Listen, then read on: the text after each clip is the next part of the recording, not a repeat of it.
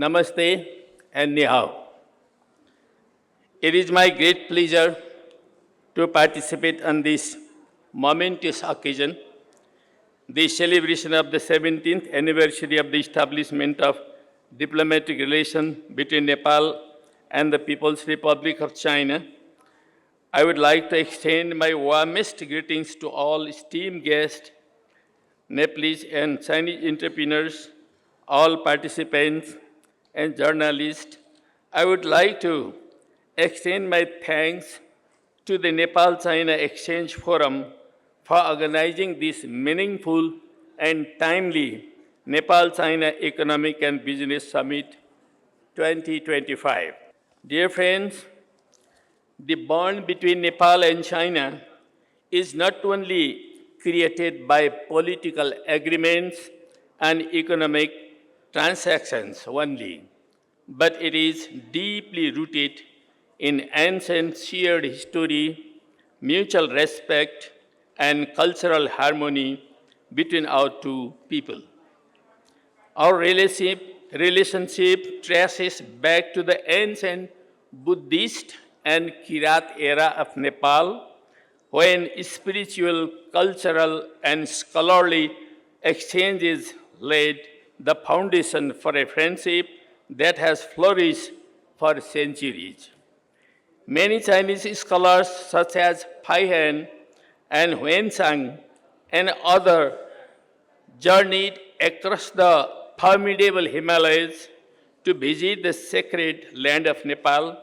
Likewise, Nepalese scholars, artisans, and monks traveled to China, leaving behind profound imprints on Chinese soil. One shining example of this is the legacy of the renowned Nepalese architect Araniko, who traveled to China during the Yuan dynasty and built the magnificent White Pagoda Baita in Beijing under the patronage of Emperor Kublai Khan. Araniko not only introduced Nepalese specialist style of stupa architecture to China, but also trained many Chinese and Tibetan artists.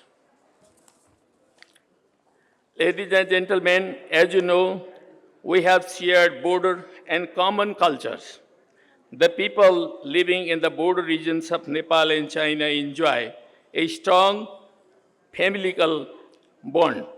Similarly, many ethnic groups with common origins exist in both countries, making us not only close neighbors but also intimate friends. When China became victorious in new democratic revolution in 1949, and Nepal also freed from autocratic Rana family rule in 1950 political revolution, then both nations stood at the threshold of new era of modernization. Just after that, in 1955, a historic decision was made to establish formal diplomatic relation between Nepal and China, making the beginning of a new historical period of far-reaching friendship, cooperation, and long-term partnership between our two countries. Since then, our bilateral relations and cooperation have expanded into various multidimensional sectors. Our strategic partnership has continued to evolve over the decades, growing hand in hand with our economic, social, and cultural ties. Educational exchanges between our countries have increased significantly, fostering greater understanding and mutual respect among our youth. Cultural relations have deepened, while cooperation in the fields such as infrastructure of building, roads, highways, and railway also that's going on, and hydropower development, exchange in sports and academics has broadened our shared platform of engagement, In this spirit of mutual collaboration, China also helped Nepal to establish numerous industrial corporations in different sectors. At this time, Nepal is becoming an important destination for tourism also. As a result, our bilateral relation and cooperation has flourished in a truly multifaceted manner, reflecting the strength, depth, and promise of our enduring friendship.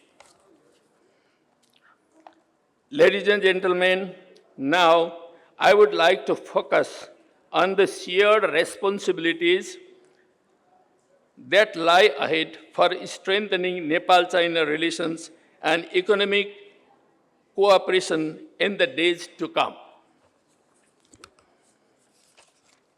particularly in the context of this summit that is going on today. I would like to express some important points. Just one, we must focus on deepening, expanding, and strengthening the multidimensional relations and cooperation between our two countries. Second, to facilitate smoother, more modern, and regulated movement, trade with proper security at the Nepal-China border.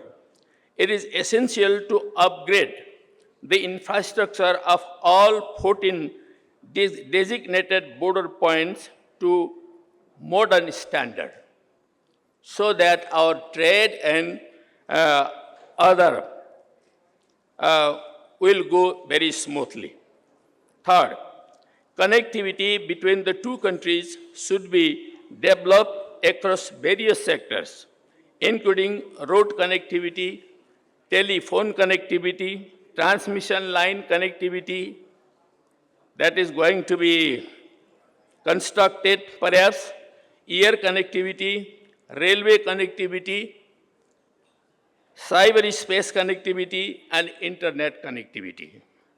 These connections are crucial, aligning with the Trans-Himalayan connectivity vision emphasized by His Excellency President of China Xi Jinping during the Nepal visit in 2019. In this process, long-term railway connectivity should be prioritized as a strategic cornerstone. Establishing an advanced railway link between Nepal and China will serve as a vital regional and international connection. 5. Railway connectivity will not only link Nepal and China, but will also connect China with South Asia, directly benefiting nearly about 4 billion people of these two regions. It will provide access to Nepal, India, and South Asian countries to China's vast market, the rising economic powerhouse of the world. 6. Actually, the railway connectivity with China will upgrade Nepal from its traditional landlocked status and transform it into a strategically land-linked status. This shift will open new doors of opportunity in trade, transit, investment, and regional integration. 7. Historically dependent on transit through its southern neighbor only, Nepal now will have the opportunity to access international trade routes through China. Railway connectivity will link Nepal to East Asia, West Asia, Mid-Asia, and even Europe by overland routes.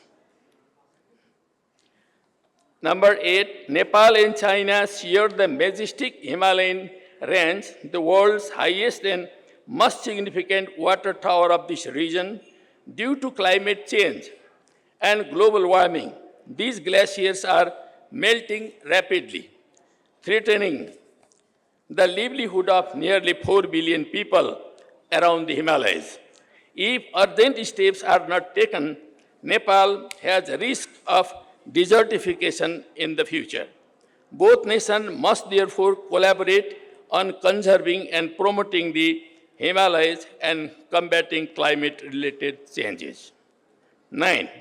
While Nepal has provided tariff-free access to many Nepalese products, Nepal has not yet maximized this opportunity. We must conduct in-depth market research, understand Chinese consumers' preferences, and promote Nepalese products that can thrive in the Chinese market to improve our trade imbalance. 10. Tourism holds immense potential in Nepal. Because Nepal is the birthplace of Lord Buddha, it carries deep spiritual significance for millions of Chinese people.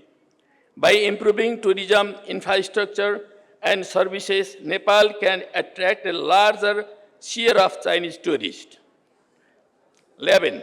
Building stronger bonds between the citizens of Nepal and China is essential. Expanding economic cooperation and enhancing trade must go hand in hand with deeper cultural exchanges. 12. Nepal has already joined platforms like Boao Forum and the Belt and Road Initiative. However, full membership in global platforms such as Shanghai Cooperation Organization and BRIC are remaining. 13. China has always stood in strong support of Nepal's independence, sovereignty, and territorial integrity. It has supported Nepal's sovereign right to define its own path of development and transformation. On this occasion, we extend our heartfelt gratitude to the Chinese leadership and people for their continued friendship and assistance. 14. Nepal has long upheld the One China policy as a stable China policy.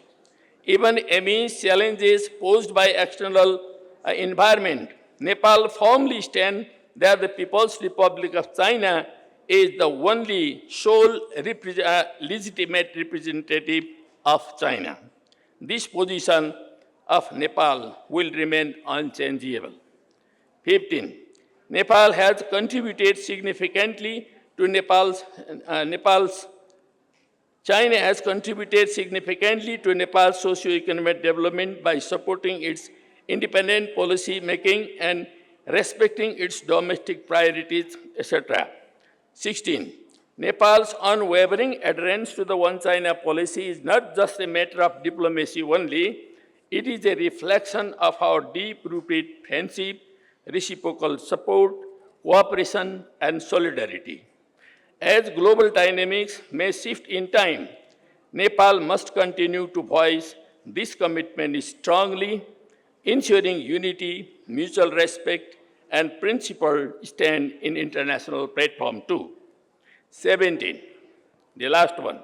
Today, the world is undergoing rapid and profound changes, particularly since Trump's victory in the US presidential election.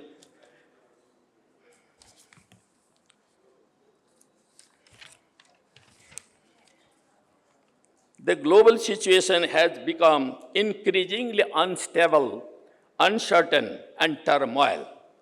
President Trump's trade war has disrupted global trade and economic development, plunging the world economy into disorder and pushing it towards a severe crisis.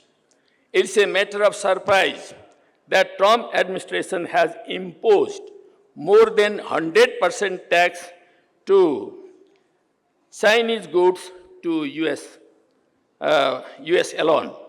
These unfair tax policies and trade war started by Trump administration have negatively impacted almost every country in the world, including Nepal.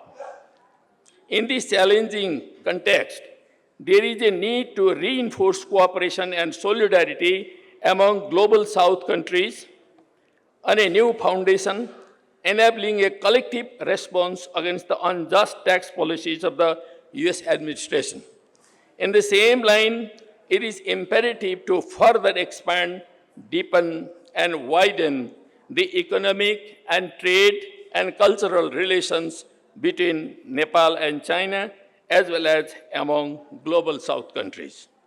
In conclusion, as we look ahead, let the 17th anniversary serve not only as celebration of our past, but it is also an opportunity to review and put forward a new roadmap for our shared future, a future of connectivity, cooperation, development, and common prosperity.